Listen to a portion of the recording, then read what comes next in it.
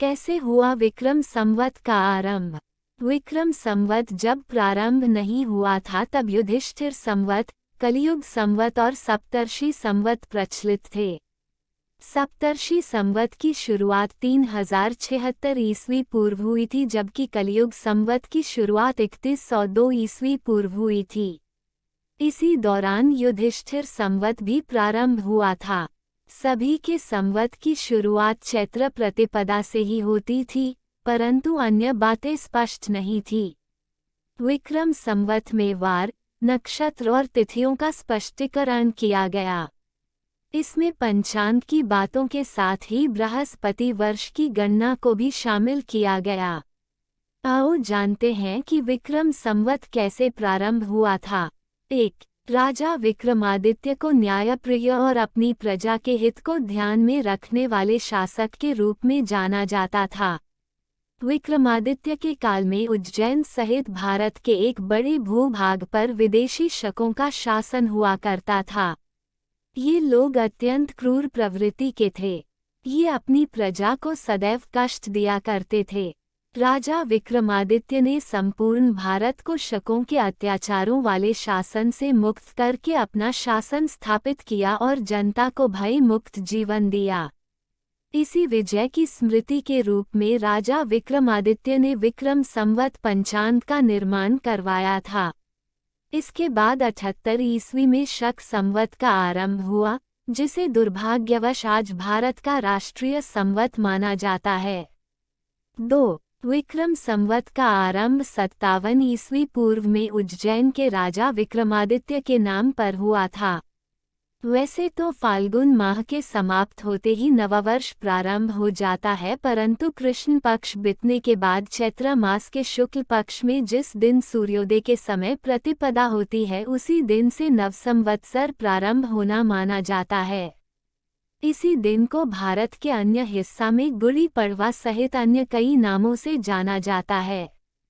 देश में अनेक विद्वान ऐसे हुए हैं जो विक्रम संवत को उज्जैन के राजा विक्रमादित्य द्वारा ही प्रवर्तित मानते हैं। इस संवत के प्रवर्तन की पुष्टि ज्योतिर्विदाभरण ग्रंथ से होती है, जो कि 3068 कली अर्थात 34 ईसा पूर्व में लिखा गया था। इसके अनुसार विक्रमादित्य ने 3044 कली अर्थात 57 ईसा पूर्व विक्रम संवत चलाया। इसके अलावा 3वीं सदी के बरनाला के स्तंभ जिस पर अंकित लेख से भी यह स्पष्ट होता है कि विक्रम संवत कब से प्रचलित है। 3. विक्रम संवत अनुसार विक्रमादित्य आज से 2293 वर्ष पूर्व हुए थे। जैन के सम्राट विक्रमादित्य भी चक्रवर्ती सम्राट थे। विक्रमादित्य का नाम विक्रम सेन था। विक्रम वेताल और सिंहासन बत्तीसी की कहानियां महान सम्राट विक्रमादित्य से ही जुड़ी हुई है। कली काल के 3000 वर्ष बीत जाने पर 101 बीसी सम्राट विक्रमादित्य का जन्म हुआ। उन्होंने 100 वर्ष तक राज किया। गीता प्रास, गोरखपुर भविष्य पुराण, पृष्ठ 245। 4. विक्रमादित्य अपने ज्ञान, वीरता और उदारशीलता के लिए प्रसिद्ध थे, जिनके दरबार में नवरत्न रहते थे। कहा जाता है कि विक्रमादित्य बड़े पराक्रमी थे और उन्होंने शकों को परास्त किया था। 5. कहा जाता है कि मालवा में विक्रमादित्य के भाई भर्तृहरि का शासन था। भर्तृहरित के शासन काल में शकों का आक्रमण बढ़ गया था। भर्तृहरि ने वैराग्य धारण कर जब राज्य त्याग दिया तो विक्रमसेन ने शासन संभाला और उन्होंने ईसा पूर्व 57-58 में सबसे पहले शकों को अपने शासन क्षेत्र से बाहर खदेड़ दिया। इसी की याद में उन्होंने विक्रम संवत की शुरुआत कर अपने राज्य के विस्तार का आरंभ किया।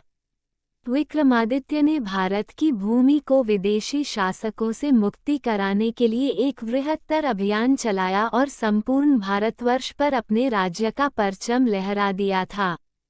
कहते हैं कि उन्होंने अपनी सेना का फिर से गठन किया था। उनकी सेना विश्व की सबसे शक्तिशाली सेना बन गई थी, जिसने भारत की सभी दिशाओं में एक अभियान चलाकर भारत को विदेशियों और अत्याचारी राजाओं से मुक्ति कर एक छत्र शासन को कायम किया था। 6.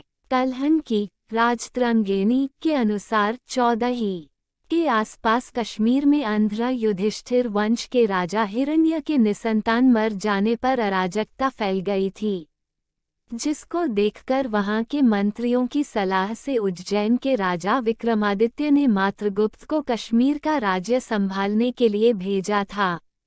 नेपाली राजवंशावली अनुसार नेपाल के राजा अंशुवर्मन के समय ईसा पूर्व पहली शताब्दी में उज्जैन के राजा विक्रमादित्य के नेपाल आने का उल्लेख मिलता है। राजा विक्रम का भारत की संस्कृत, प्राकृत, अर्धमागधी, हिंदी, गुजराती, मराठी, बंगला आदि भाषाओं के ग्रंथों में विवरण मिलता है। उनकी वीरता, उदारता, दया, क्षमा आदि गुणों की अनेक गाथाएं भारतीय साहित्य में भरी पड़ी हैं, परंतु एक षड्यंत्र के तहत उनके इतिहास को दबाने का प्रयास किया जाता रहा है।